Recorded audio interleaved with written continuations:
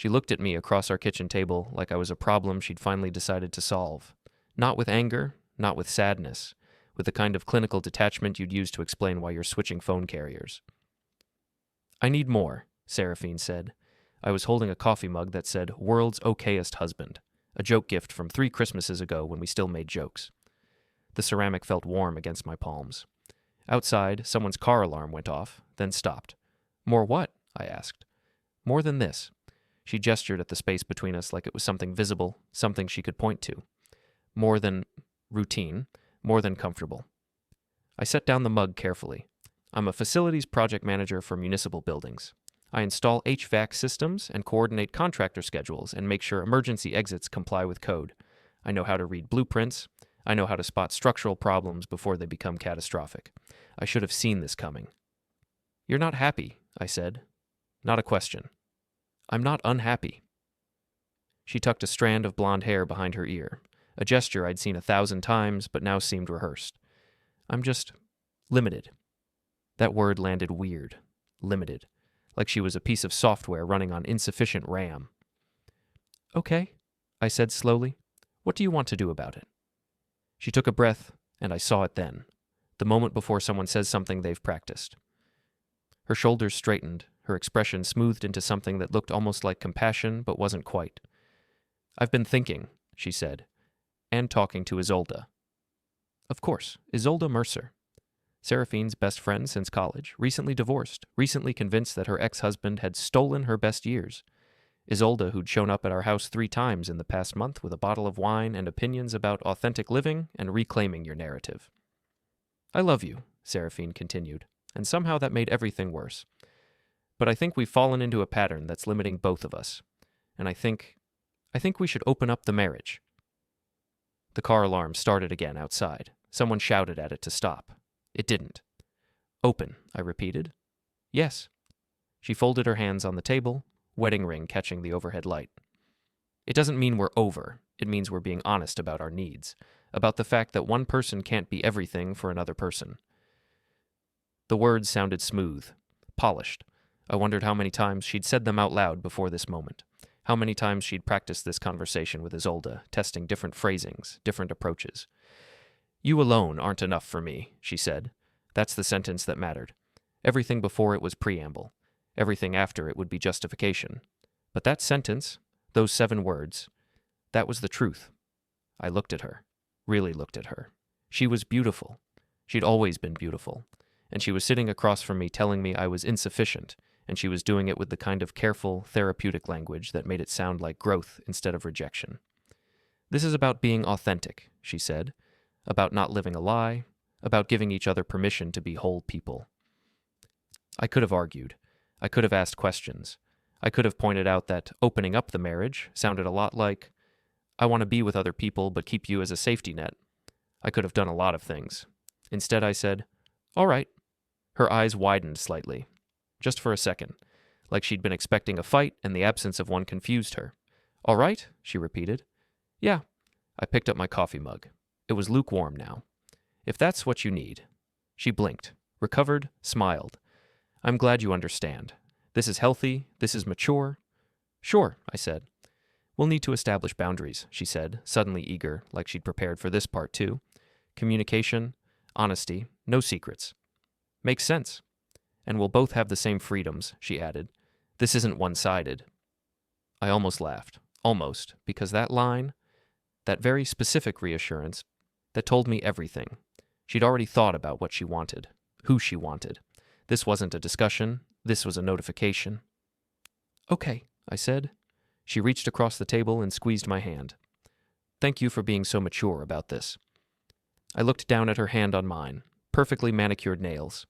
A slight tan line where her wedding ring usually sat but didn't quite reach anymore because she'd lost weight recently, because she'd been going to the gym more, because she'd been getting ready. "No problem," I said. She pulled her hand back and stood up, her chair scraping against the tile. "I have a meeting this afternoon, for work." "What time?" 3, might run late." "Okay."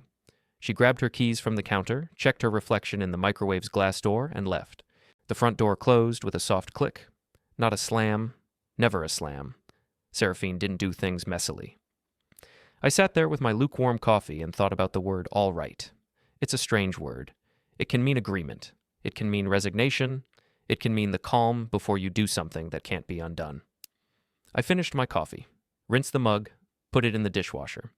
Then I took out my phone and opened my text messages. Scrolled past Seraphine's name, found the contact I was looking for. Lydia Rowe, Seraphine's younger sister. The one who'd moved back to town 2 months ago after her long-term relationship collapsed. The one who'd been sleeping in our guest room while she figured things out.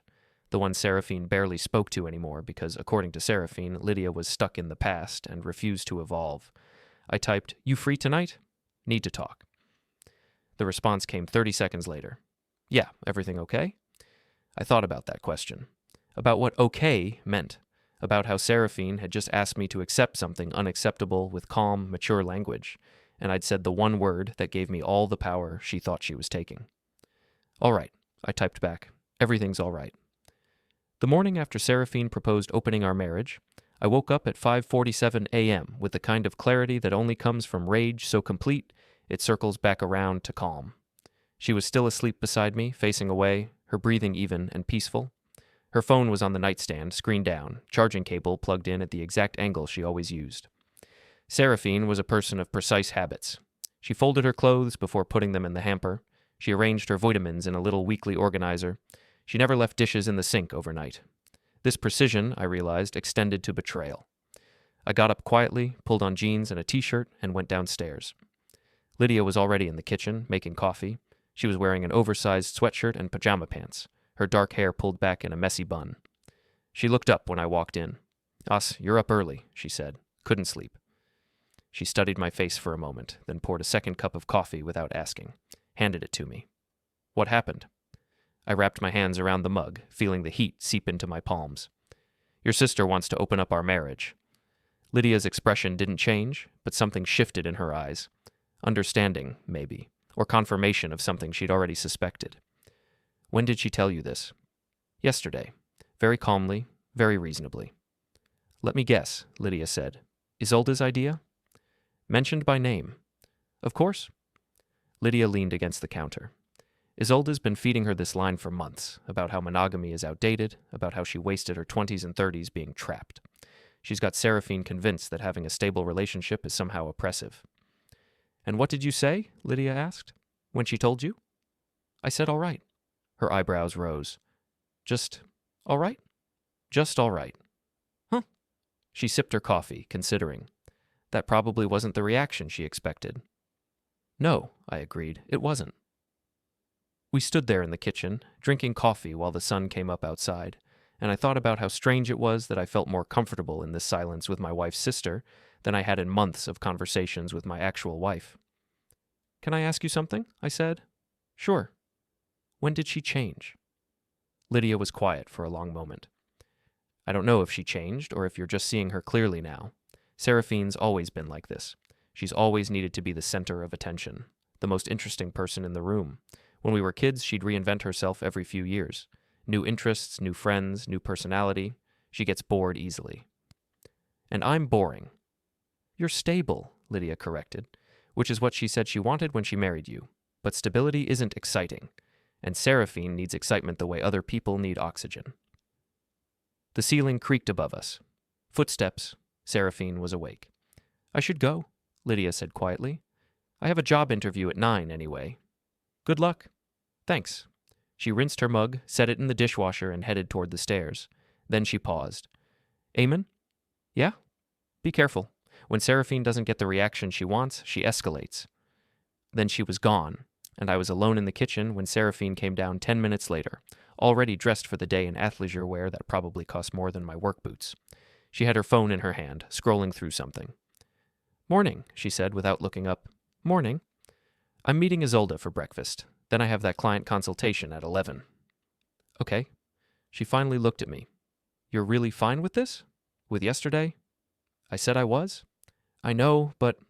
She trailed off, searching my face for something. Anger, maybe. Hurt. Some sign that I was suffering in a way that would validate her decision. "I just want to make sure you're processing this healthily." The audacity of that sentence was almost beautiful. "I'm processing it," I said. "Good." She smiled, relieved. This is going to be good for us. You'll see. She kissed my cheek, a quick, automatic gesture, and left. I finished my coffee, thought about Lydia's warning, thought about how Seraphine was already gone in every way that mattered and had been for a while. I'd just been too comfortable, too stable, too boring to notice. Then I went to work. My job involves a lot of waiting. Waiting for contractors to show up, waiting for inspections to clear, waiting for budget approvals to come through. I'm good at waiting. I'm good at seeing problems develop slowly and knowing exactly when to act. That day, I was inspecting a new community center downtown. The HVAC system was installing correctly, but the emergency exit signs were mounted 2 inches too low. I was making notes on my tablet when my phone buzzed. A text from Seraphine. Lunch running long. Don't wait up for dinner. It was 1:47 p.m. Lunch didn't run long. Lunch ended, and then other things began. I texted back, no problem. Then I opened my phone's location sharing app. Seraphine and I had set it up years ago, back when it felt like a practical safety measure rather than surveillance. She was at a restaurant downtown called Meridian, upscale, expensive, the kind of place you went for dates, not client consultations. I didn't drive by, I didn't check on her. I just noted the location and the time and went back to work. 3 hours later, she was still there. At 6:30 p.m., I got another text. Meeting a friend for drinks. Home by 10. Which friend? I texted back. The typing indicator appeared, disappeared, appeared again. Finally. Just someone from the wellness conference last month. You don't know him. Him? Have fun, I replied. At 10:47 p.m., Seraphine came home. I was in the living room, reading a book. She looked flushed, happy, alive in a way I hadn't seen her look in months. How was your day? She asked. Fine. Yours? Really good, actually. Really refreshing. That's great. She sat down on the couch next to me, curling her legs under her. I'm glad we're doing this, opening things up. It feels like I can breathe again. Good, I said. What about you? Have you thought about? About what? About seeing other people, since we agreed. I closed my book, looked at her. It's been one day. I know, I want to make sure you know you have the same freedom. I know. Okay, good. She stood up. I'm going to shower and go to bed. Long day. I watched her walk upstairs, and I thought about the word freedom. How she used it to mean something we both could do when really she meant something she was already doing. My phone buzzed. A text from Lydia. How'd the interview go? Got the job? Start Monday. Congratulations, I texted back. Thanks. You doing okay? I looked up at the ceiling, where I could hear the shower running in our master bathroom, where my wife was washing away the evidence of whatever refreshing afternoon she'd had with someone I didn't know. Yeah, I typed. I'm doing all right. Over the next 2 weeks, Seraphine became a ghost. She was physically present but emotionally absent, her attention always somewhere else. Her phone buzzed constantly. She started doing her hair differently. She bought new clothes. She hummed while getting ready to go out, and she went out a lot. Dinner with Isolde. Yoga class ran late. Networking event. Meeting an old colleague. Every excuse was smooth and reasonable and probably partly true. That was the genius of it. She wasn't lying exactly. She was just leaving out the important parts. I didn't confront her. I didn't ask questions. I said okay and have fun and drive safe. And every time I did, I saw that flicker of confusion in her eyes, like she was waiting for me to object and couldn't quite figure out why I wasn't. Lydia started her new job. She came home exhausted but satisfied, and we fell into a routine. We'd have dinner together while Seraphine was out. We'd watch TV. We'd talk about normal things, work stress, family gossip, the neighbor's increasingly aggressive garden gnome collection.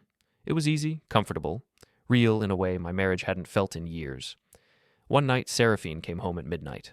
Lydia and I were in the kitchen, cleaning up after making pasta. Oh, Seraphine said, stopping in the doorway. You're both still up. Just finished dinner, I said. This late? I worked late, Lydia said. Eamon was nice enough to wait for me. Something flickered across Seraphine's face, something that might have been jealousy if she'd had any right to it. That's nice, she said carefully. Well, I'm exhausted. Good night. She went upstairs without another word. Lydia looked at me. That was weird. Yeah, she's jealous. She has no right to be. I know, but she is anyway. We finished cleaning in silence, and when Lydia said goodnight and headed to the guest room, I stood in the kitchen for a while, thinking about boundaries and hypocrisy and how people only wanted freedom for themselves. The next morning, Seraphine was waiting for me in the kitchen. "We need to talk," she said. "Okay. I think maybe we should establish some clearer boundaries. About the house." "What kind of boundaries?" "Like, maybe giving each other space when we're home, not interrogating each other about our schedules. I haven't interrogated you once." "I know, but—" She struggled for words. "It just feels weird. You and Lydia spending so much time together." "She lives here." "Temporarily, and I'm just saying maybe it's not appropriate, given our situation." "Our situation. The one she created." "What exactly are you suggesting?" I asked. "I'm suggesting that maybe Lydia should find her own place. She's been here almost 3 months. She has a job now." "You want to throw your sister out because you're uncomfortable." "I'm not throwing her out. I'm just saying—" "You're saying she's in the way." Seraphine's jaw tightened. "Don't twist my words." "I'm not. I'm clarifying them." We stared at each other across the kitchen table, and for the first time since this started, I saw uncertainty in her eyes, like she was realizing that opening the marriage had opened something she couldn't control. "Lydia stays," I said. "That's not negotiable." "Excuse me? You heard me." "This is my house, too." "Then maybe you should be in it more often." Her face flushed. "That's not fair." "Neither is asking me to accept your freedom while policing mine."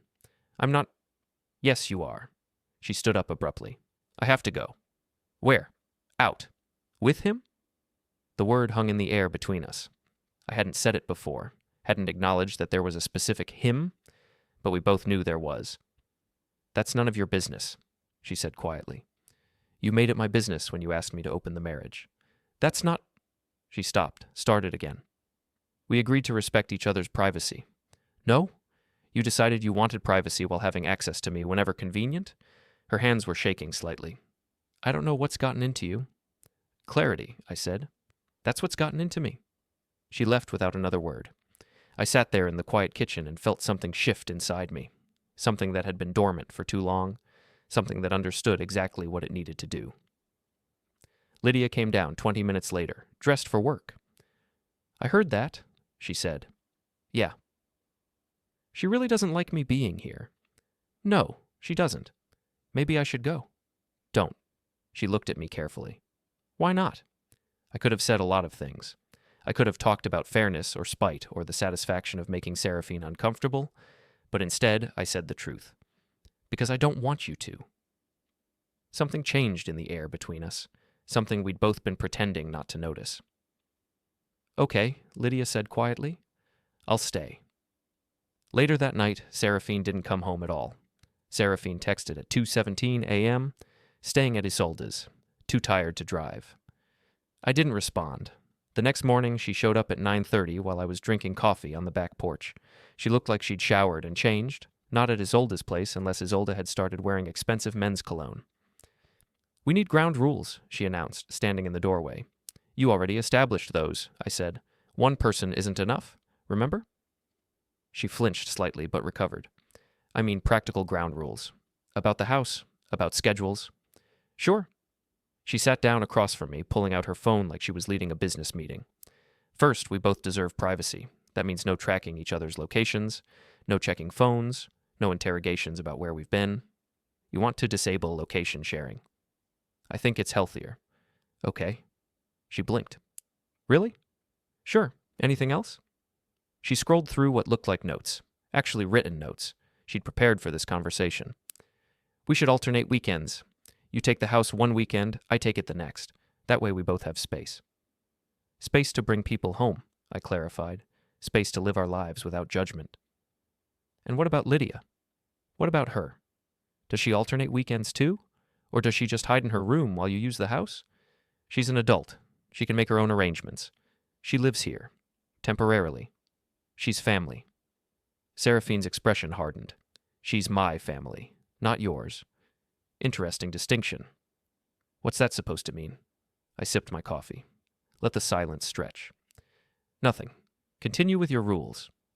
She stared at me, trying to figure out if I was being genuine or mocking her. "We should probably have a weekly check-in. About feelings, about how this is affecting us. Like therapy. Like mature adults maintaining a relationship while exploring personal growth. That's a lot of words for having affairs. It's not an affair if we both agreed to it.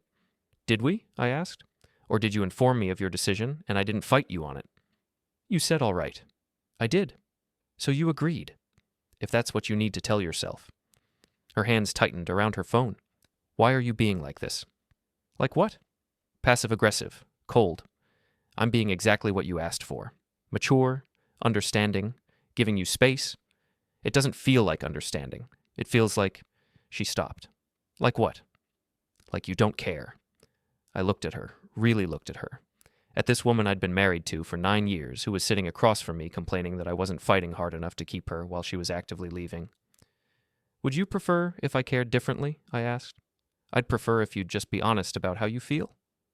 I feel fine. That's not possible. Why not? Because I just asked to open our marriage. And I said all right. Stop saying that word. What word would you prefer? She stood up abruptly. This is pointless. The ground rules? This conversation? She headed inside, then stopped. I'm going out tonight. With Ronan. There it was. The name. Finally said out loud. Ronan, I repeated. Yes, he's a real estate developer. I met him through work. We've been seeing each other for a couple weeks. A couple weeks? Yes. I did the math in my head. 2 weeks ago was 6 days before she proposed opening the marriage. So you started seeing him before we had our conversation, I said. She had the grace to look uncomfortable. We weren't anything serious until after we talked. But you were something. We were friendly. How friendly? How friendly, Seraphine? She lifted her chin defensively. Friendly enough that I realized I needed more than what we had. And there it was, the real truth. She hadn't asked to open the marriage because she wanted freedom. She'd asked because she'd already found someone else and wanted permission retroactively. Got it, I said. I know you're angry. I'm not angry. Then what are you? I thought about that, about what I actually felt. And the answer was strange because it wasn't rage. It wasn't heartbreak. It was something colder and clearer. Informed, I said. I'm informed. She left for her date with Ronan at 7. She wore a black dress I'd never seen before and heels that made her 3 inches taller. She smelled like perfume that cost more than our mortgage payment. Don't wait up, she said. Wasn't planning to. Lydia came home 20 minutes later, carrying takeout. Thai food, she said. Figured you might not feel like cooking. You figured right. We ate on the couch, watching some crime documentary neither of us was really paying attention to. Halfway through, Lydia said, So she's out with him? Yep. The real estate developer. That's the one. How do you feel about it? I thought about how to answer that. Like I'm watching a play I'm not in anymore. That's weirdly specific. It's accurate, though. She's living this whole separate life, and I'm just here, observing. You could fight for her. Why would I? Lydia looked at me. Because you're married? On paper. Eamon. She doesn't want me to fight for her, Lydia. She wants me to sit here quietly while she figures out if the grass is greener. And if it's not, she wants me available as a backup plan. So what are you going to do? I looked at her. At this woman who was smart and kind and had been screwed over by someone she'd trusted just like I was being screwed over now. At this woman who'd become the easiest part of my day. I'm going to stop being the backup plan, I said. Something shifted between us. Some invisible line getting a little thinner. How? She asked quietly. I'm not sure yet, but I'll figure it out. We finished dinner, watched the rest of the documentary, and when Lydia said goodnight and headed upstairs, I sat in the dark living room and thought about revenge. Not the hot kind, not the violent kind, the cold, methodical kind that comes from understanding exactly how someone sees you and using that perception against them. Seraphine came home at 3:18 a.m. I heard her heels on the hardwood, heard her try to move quietly up the stairs, heard the shower run in our bathroom, washing away the evidence, being careful, being thorough. The next morning, she slept until 11. When she finally came downstairs, she looked tired but satisfied. Coffee? I offered. Please? She sat at the kitchen table, checking her phone. What are your plans today? Grocery shopping, fixing that cabinet hinge you mentioned, usual weekend stuff. Sounds nice. What about you? Meeting Isolde for lunch? Maybe hitting some boutiques after. Have fun. She looked up from her phone, studying my face. You're being very accommodating about all this. Isn't that what you wanted? I guess. It's just unexpected. Would you prefer a fight? No, but... She trailed off. But what? Nothing. Never mind. She finished her coffee and stood. I'll be back around 5. She wasn't back at 5, or 6, or 7. At 8:30, she texted, change of plans, having dinner with everyone, home late, everyone including Ronan, presumably. I texted Lydia, want to grab dinner? Sure. Where? That Italian place downtown you mentioned? Salvatore's? Yes. 7:30? Perfect. I got dressed. Put on actual pants instead of jeans. A button-down shirt, cologne. When Lydia came downstairs, she'd done the same. She was wearing a green dress that matched her eyes and had actually done something with her hair. You look nice, I said. So do you. We drove downtown together, and the whole time I couldn't shake the feeling that we were crossing some invisible boundary. That this wasn't just dinner, it was something else. Something that would change things. Salvatore's was crowded, romantic. The kind of place with candles on every table and wine lists longer than the menu. We got seated near the window. This is fancy, Lydia said. Too fancy? No, it's nice.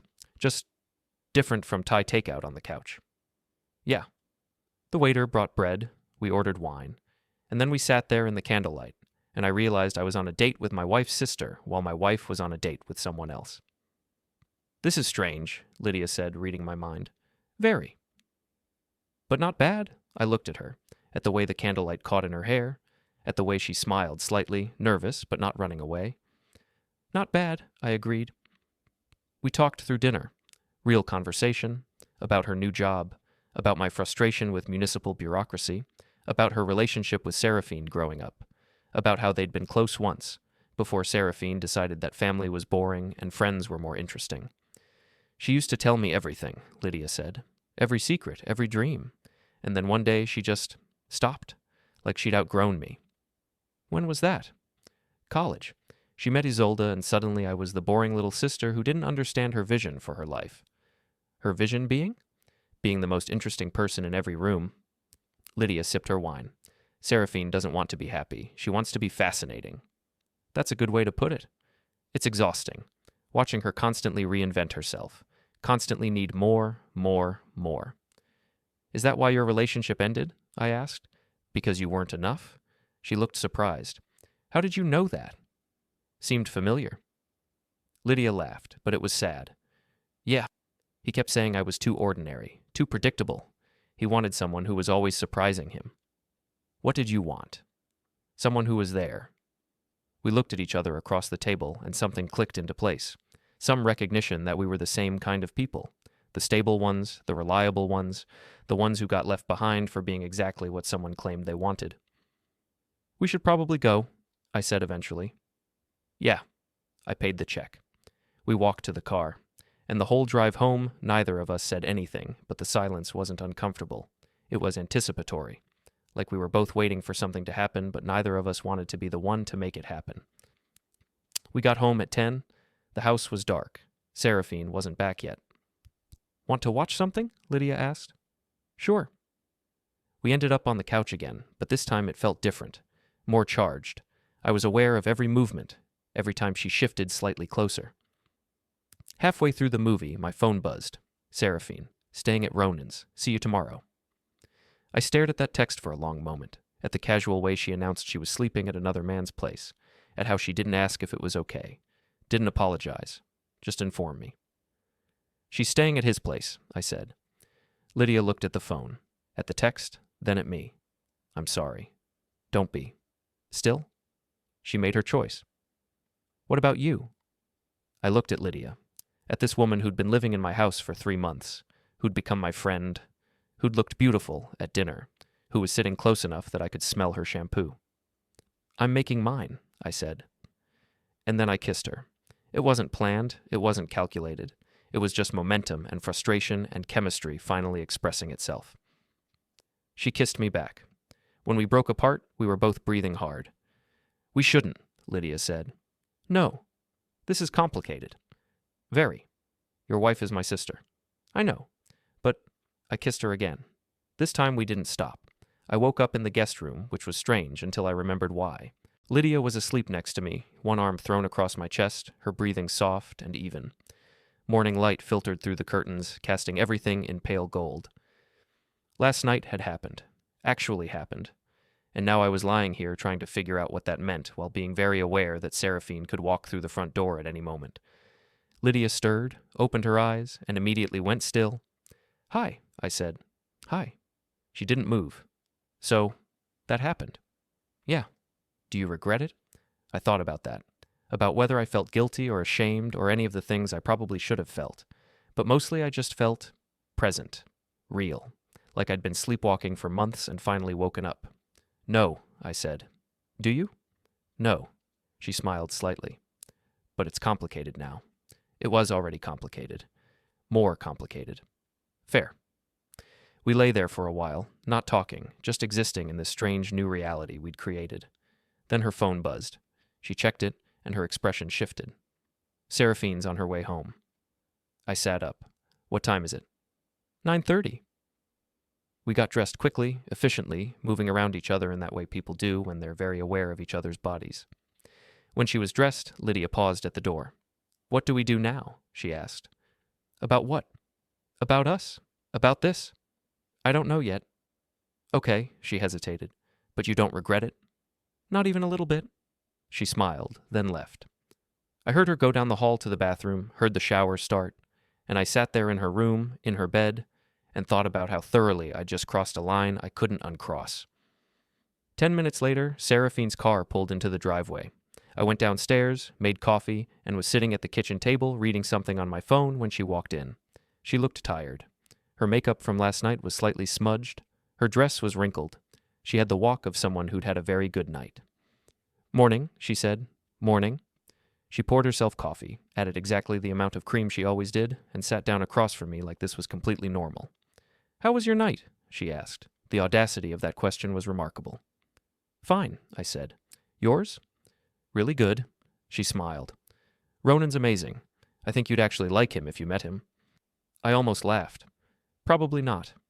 You're being closed-minded." "I'm being realistic." She sighed. "This is why we needed to do this. You're so stuck in traditional thinking. And you're so convinced that destroying our marriage is enlightenment. I'm not destroying it. I'm evolving it." "To what?" "To something honest."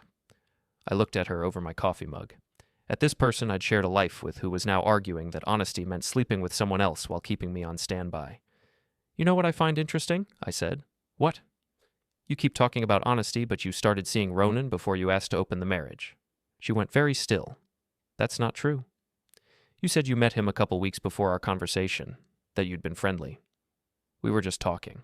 "How friendly is just talking?" "We weren't physical, if that's what you're implying." "But you wanted to be." She didn't answer. "You met him," I continued, "realized you were interested, and then came home and asked me to open the marriage so you could pursue him without calling it what it actually was."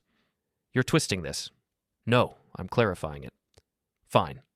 She set down her mug with more force than necessary. "Yes, I met someone interesting and realized I wanted the freedom to explore that. Is that what you want to hear?" "I want to hear the truth." "That is the truth." "The complete truth. How long have you been seeing him?" "I told you." "How long have you been sleeping with him?" Her jaw tightened. 3 weeks. 3 weeks. Which meant she'd been physically involved with Ronan for a week before she'd even told me she wanted an open marriage. "Got it," I said. "Don't look at me like that." "Like what?" "Like I'm a terrible person. You agreed to this." "I agreed to honesty, not retroactive permission for an affair." "It's not an affair if we're in an open marriage." "We weren't in an open marriage 3 weeks ago." "We are now." "Because you needed to justify what you were already doing." She stood up abruptly. "I don't have to listen to this." "No, you don't. You can go back to Ronan's place, or Isolde's, or wherever else you are pretending to be." "What's that supposed to mean?" "It means you're not staying at Isolde's when you don't come home. You're staying with him." "So what if I am?" "So you're lying." "I'm protecting your feelings." "By lying to me." "By not rubbing your face in the details?" I laughed. Couldn't help it. "That's considerate of you." "You're being cruel." "I'm being honest, which apparently only works one direction." She grabbed her purse. "I'm going out." "Where?" "Does it matter?" "Probably not." She left. Slammed the door this time. Actually slammed it. I sat there in the sudden quiet, and I felt something settle. Some final understanding that this marriage was over. Not ending, already ended. I was just the last person to accept it. Lydia came downstairs 20 minutes later, hair wet from the shower. "I heard that," she said. "Yeah." You confronted her. I clarified some timelines. And she's been sleeping with him since before she asked to open the marriage. Lydia sat down slowly. "I'm sorry." "Don't be. I needed to know." "What are you going to do?" "I have no idea." She reached across the table, took my hand, just held it. And somehow that small gesture felt more intimate than anything that had happened last night. "For what it's worth," she said quietly, "I don't regret last night." "Neither do I. But it makes everything more complicated." "Yeah. What do we do?" I squeezed her hand. "We figure it out." Over the next week, Seraphine was home maybe 20 hours total. The rest of the time she was with Ronan or Isolde or at mysterious client meetings that ran until midnight, and every hour she was gone, Lydia and I got closer. It wasn't dramatic. We didn't have some passionate affair. We just existed together, easily, naturally, like we'd been doing this for years instead of days. We cooked dinner together, watched movies, talked about everything and nothing. And yes, we slept together again, and again. But that wasn't the important part. The important part was that I felt seen, real, like I mattered to someone. On Thursday, Lydia was cooking pasta when she said casually, "I need to tell you something." "Okay." "About Seraphine." I looked up from the salad I was making. "What about her?" "She didn't just start seeing Ronan 3 weeks ago." "How long?" 2 months, at least. I went very still. "How do you know?" "Because I was there when she met him. At that wellness conference she went to in October. She introduced him as a fascinating new contact. She had that look." "What look?" "The one she gets when she's hunting something." October. 2 full months before she'd proposed opening the marriage. "Why didn't you tell me?" I asked. "Because I wasn't sure. I thought maybe I was misreading it. And then when she told you about the open marriage, I thought maybe I was wrong and she was actually being honest about the timeline." "But she wasn't." "No." Lydia turned off the stove. "I'm sorry. I should have said something sooner." "It's fine." "It's not fine. You deserve to know." I thought about that. About deserving truth from people who decided you weren't worth their honesty. "Was there anyone else?" I asked. "Before Ronan?" Lydia hesitated. That hesitation told me everything. "Who?" "I don't know his name, but last summer there was someone. She was spending a lot of time at this juice bar downtown. Always came home late." "How late?" "Midnight. 1 a.m. She said she was networking." "At a juice bar." "That's what she said." I leaned against the counter, processing this. The open marriage proposal hadn't been about wanting freedom. It had been about finally telling me what was already happening. "Eamon?" Lydia's voice was soft. "Are you okay?" "Yeah." "You don't look okay." I stopped. Started again. I believed her. Every excuse, every late night, every networking event. She crossed the kitchen, put her hands on my face, made me look at her. "You are believing someone you loved," she said. "She's manipulative. She's practiced. She's been doing this her whole life. None of this is your fault." I should have seen it. "Maybe, but you didn't, and now you do. So what are you going to do about it?" I looked at her. At this woman who'd been honest with me from the start. Who'd told me hard truths I needed to hear. Who'd become the person I actually wanted to come home to. "I'm going to file for divorce," I said. She nodded slowly. "Okay." "And I want to be with you." "Okay. You're sure?" "I'm sure. Even though it'll destroy your relationship with Seraphine?" "My relationship with Seraphine has been broken for years. She just hasn't noticed because she's been too busy being the center of her own universe." I kissed her then, right there in the kitchen with the pasta getting cold on the stove, and it felt like the first real decision I'd made in years. The next morning, I called a divorce attorney. The attorney's name was Patricia Liu. She was 50-something, sharp-eyed, and didn't waste time on pleasantries. "How long have you been married?" she asked. 9 years. "Children?" "No." "Property?" "House is jointly owned, 2 cars, standard savings, and retirement accounts." She made notes on a legal pad. "And grounds for divorce?" "Adultery." Her pen paused. "Can you prove it?" "She's been having an affair for at least 2 months." possibly longer. Documentation? Text messages. Her admitted admission, timeline evidence. Timeline evidence? I explained about the open marriage proposal, about the dates not lining up, about Lydia's testimony regarding when Seraphine actually met Ronan. Patricia nodded. That'll work. New York is a no-fault state, but documentation of adultery affects settlement negotiations, gives us leverage. Good. When do you want to file? How fast can we move? She smiled slightly. Very. I left her office with paperwork and a timeline. 60 days minimum from filing to finalization, assuming Seraphine didn't contest. She would contest. I knew her well enough to know that. That night, Seraphine came home for dinner. Actually came home. Actually sat at the table like a normal person. I thought we could eat together, she said. Like a family. Lydia was there too, sitting across from me. Seraphine barely looked at her. Sure, I said. We ate chicken and vegetables and made conversation about nothing. It was surreal. Like we were playing house. Like the past month hadn't happened. I'm glad we're doing this, Seraphine said. Being mature about everything. Lots of couples can't handle an open relationship. But we're making it work. Are we? I asked. I think so, don't you? I think you're having a relationship. I don't know that we are. She set down her fork. What's that supposed to mean? It means you're seeing Ronan. I'm here. Those are separate things. But we're still married. Technically.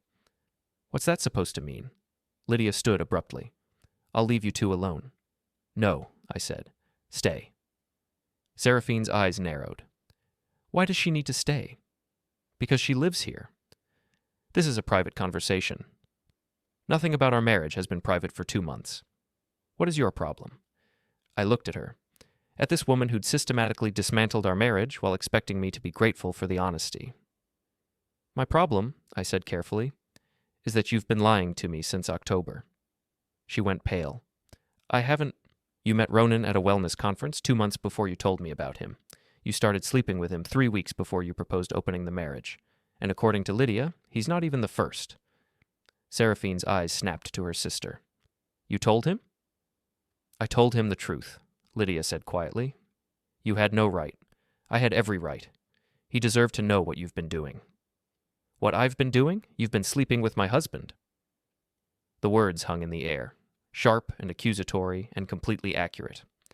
I waited for Lydia to deny it. She didn't. Yes, Lydia said.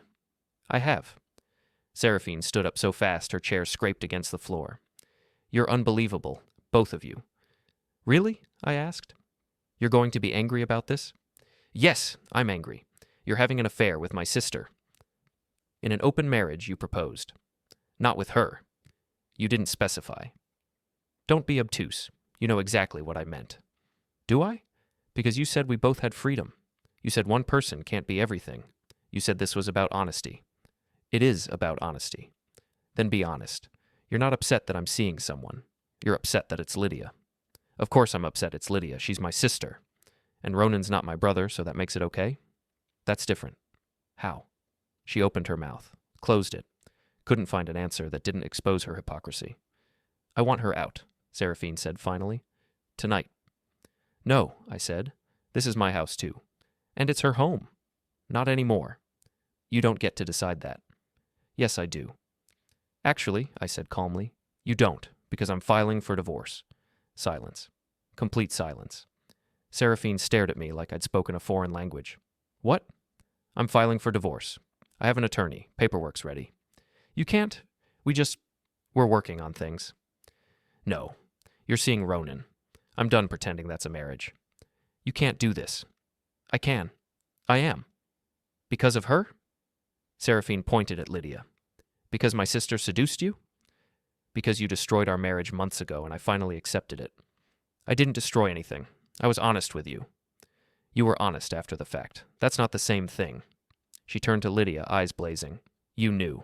You knew what I was going through, and you went after my husband. I didn't go after him, Lydia said. We just found each other. How convenient. It wasn't planned. Right. You've been living here for months, playing house, and it just happened. Yes. I don't believe you. I don't care. Seraphine turned back to me. This is insane. You're throwing away 9 years because you're upset. I'm ending 9 years because they're already over. We can fix this. No, we can't. Yes, we can. I'll end things with Ronan. We'll go to counseling. You'll promise to change, and then you won't. Because you don't want to change. You want freedom to do whatever you want while keeping me available for when you're bored or lonely or need validation. That's not true. Yes, it is. And I'm done being your backup plan. Tears started streaming down her face. Real tears, which surprised me. I didn't think she cared enough to cry.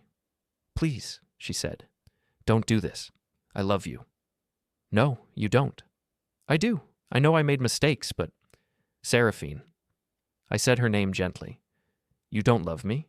You love that I was there, stable and boring and willing to accept whatever you did.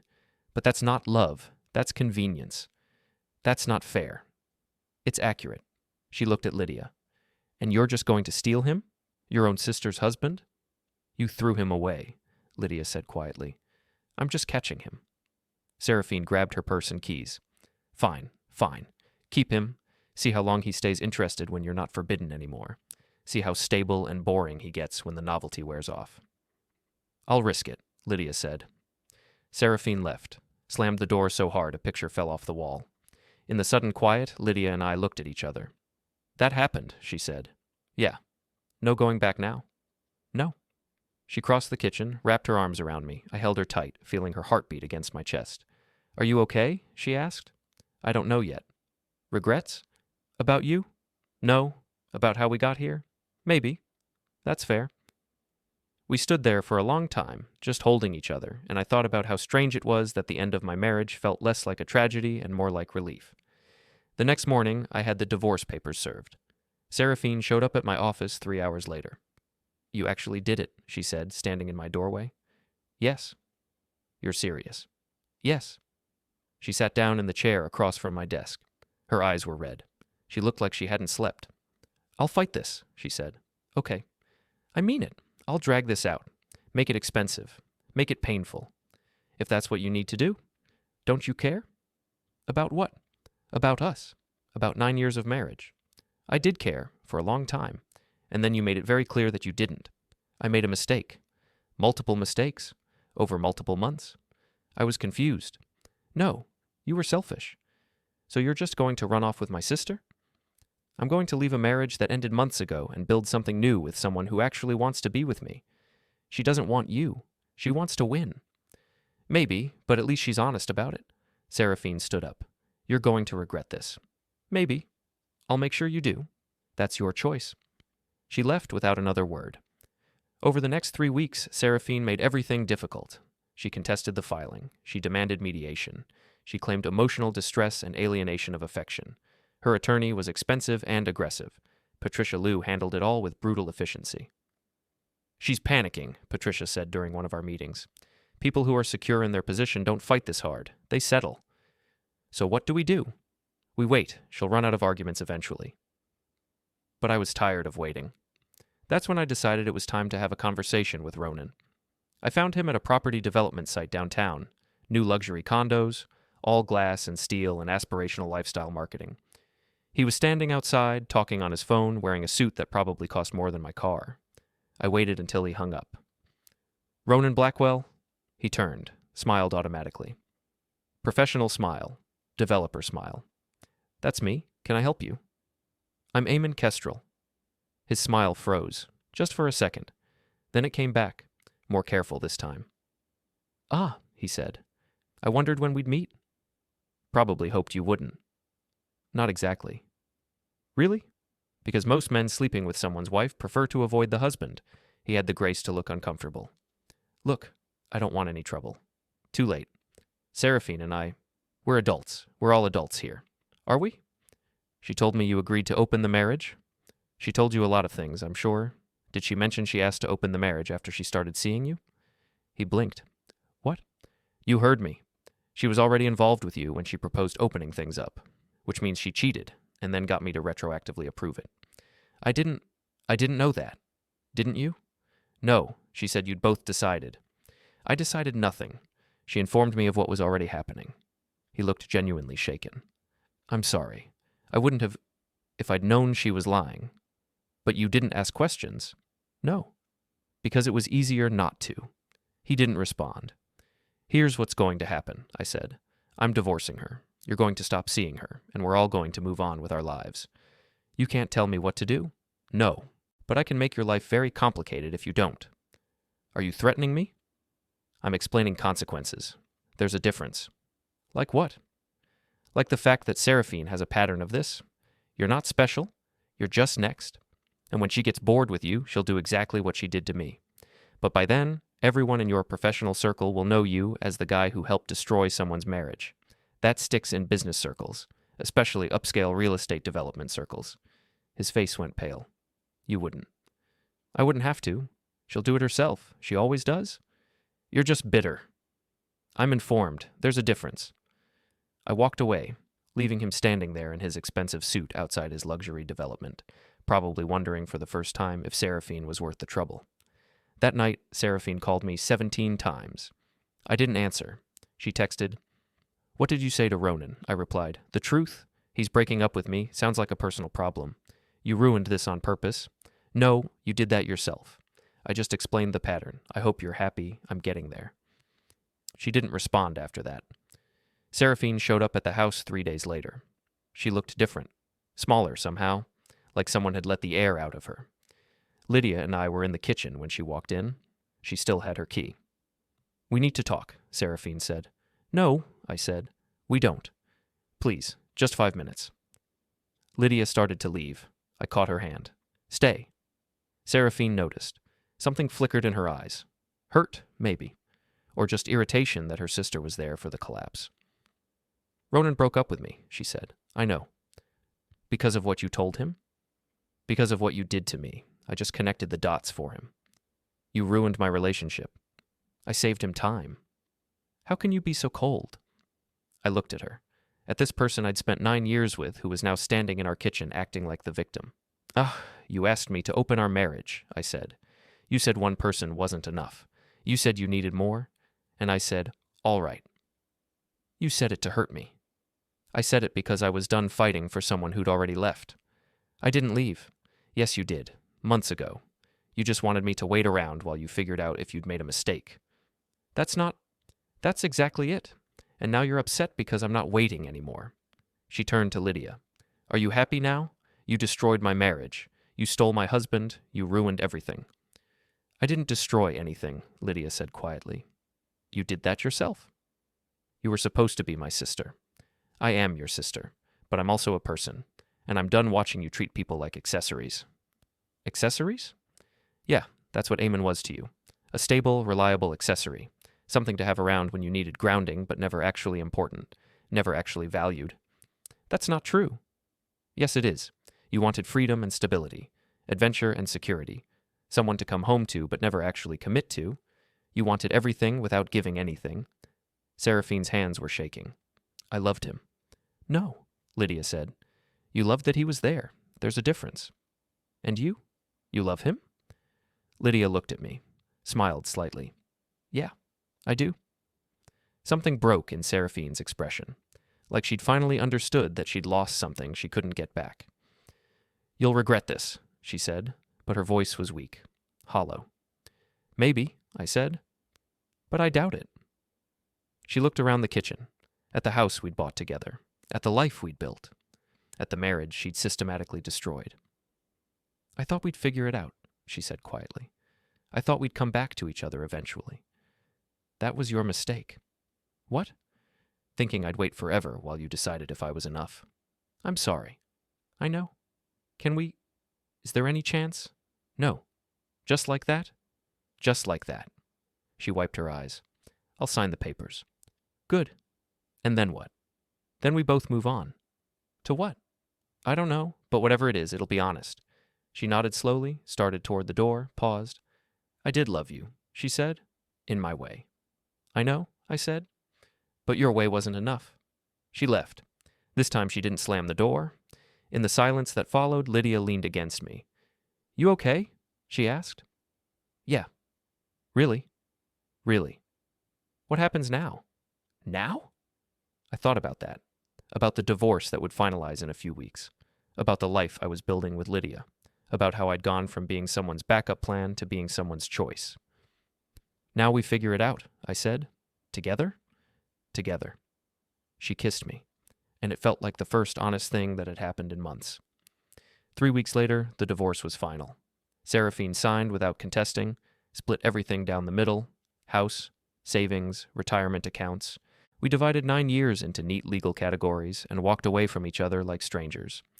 I heard through mutual friends that she'd moved to Portland, started a wellness consulting business, met someone new already, a yoga instructor with strong opinions about crystals. I hoped she'd be happy. I doubted she would be. Lydia moved out of the guest room and into the master bedroom. We painted the walls, bought new furniture, made it ours instead of mine or Seraphine's. She was better, different, real in ways Seraphine had never been. One night, about a month after everything was finalized, we were sitting on the back porch drinking wine when she said, "Do you ever regret how it ended?" "No." "Not even a little?" "Not even a little." "Because of me?" "Because she asked for something impossible, and I finally stopped pretending it wasn't." "What did she ask for?" "Everything. She wanted me stable but not boring, available but not demanding, there but not present. She wanted all the benefits of marriage with none of the commitment." "And when you said all right?" I smiled.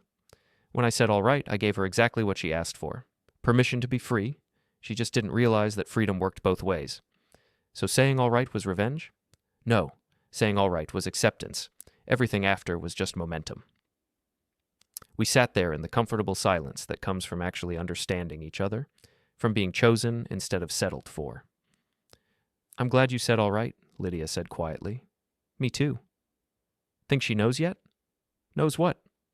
"That she didn't win. That opening the marriage didn't give her freedom. It just showed her what she was giving up." I thought about Seraphine in Portland with her new relationship and her wellness business, about whether she'd learned anything or if she was just repeating the same pattern with someone new. "I don't know," I said. "And I don't really care." "That's growth." "That's relief?" She laughed, leaned her head on my shoulder. "What do we do now?" "Whatever we want. No more rules? No more other people's rules." "Sounds good." We finished our wine, went inside, lived our lives without someone else's definition of freedom. And when people asked me how I got through my divorce, I told them the truth. I said all right, and then I built something better.